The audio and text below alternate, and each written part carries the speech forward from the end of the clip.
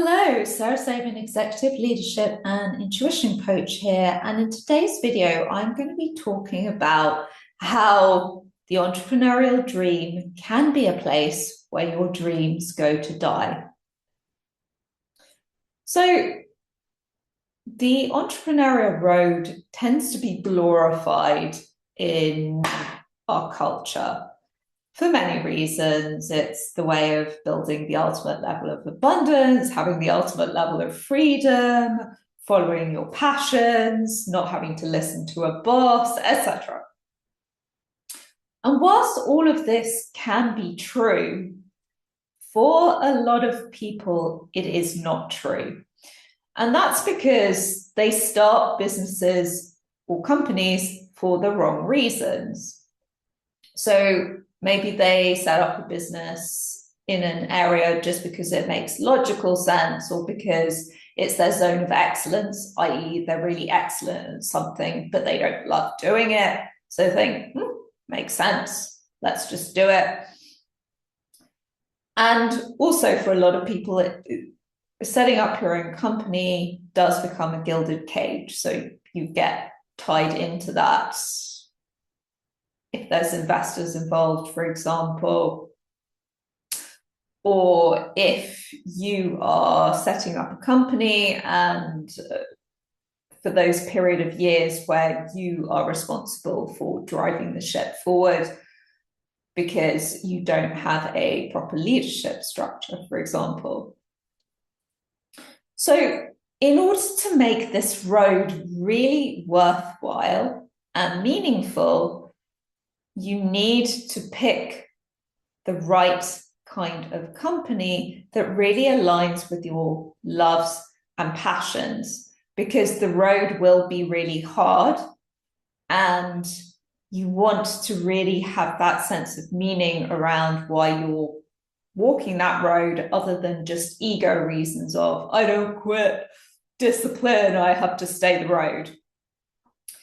And that's why a lot of entrepreneurs end up with this feeling of emptiness, because they've spent years sacrificing everything for something that ultimately they don't care too much about. And I see it sometimes in working with entrepreneurs. You can see as the years go on, and actually as the success grows, they start to put on weight, they are starting to eat badly, their relationships are starting to crumble outside of work, they're putting 100% attention on their work. Any form of balance or integrating life into work tends to go out of the window. And this tends to compound this feeling of, let's call it unease, in having chosen this path that you weren't particularly passionate about to begin with, so you didn't do it for the right reasons. And many years ago, I read a book called The Dip by Seth Godin, and he talks about a concept called strategic quitting.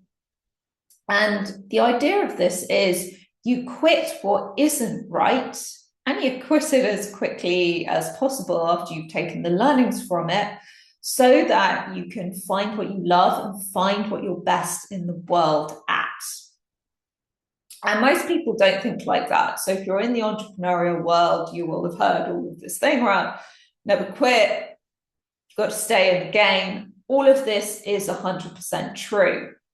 Once you've found the thing that you love and you have the potential to be the best in the world at, stay in the game, be resilient, be prepared to stick it out for 5 years, 10 years, 15 years. But do it for the right reasons.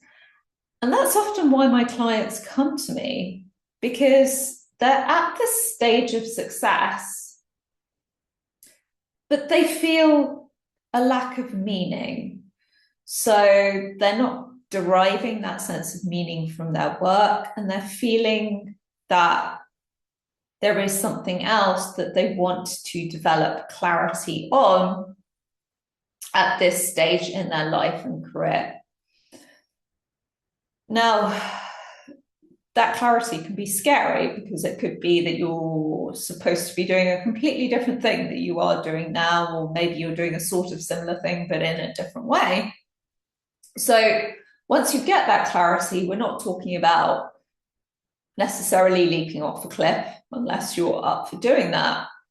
We're talking about having clarity on what you want, having clarity on where you are, and starting to close the gap between what you are looking to build over time, so that you can take strategic steps towards whatever is the mission or passion that really lights you up.